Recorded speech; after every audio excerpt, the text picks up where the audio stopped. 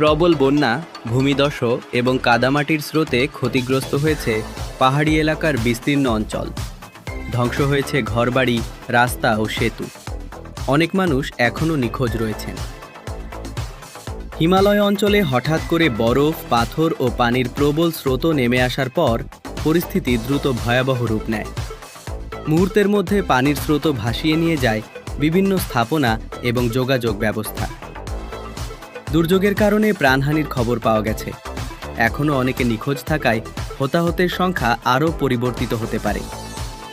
দুর্গম পাহাড়ি এলাকায় উদ্ধার অভিযান চালানো কঠিন হয়ে পড়েছে।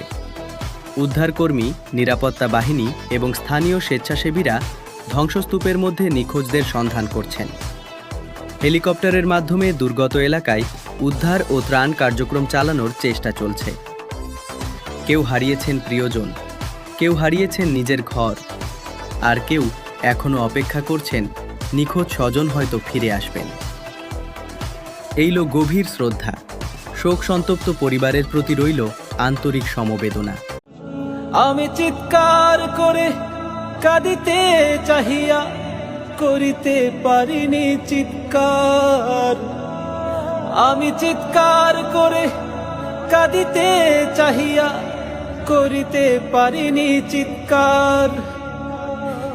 বুকের ব্যথা বুকে চাপায়ে নিজেকে দিয়েছি ধিক্কার। কতটুকু অশ্রু গড়ালে হৃদয়ে জলে সিক্ত, কত প্রদীপ শিখা জ্বালালে জীবন আলোয় দীপ্ত।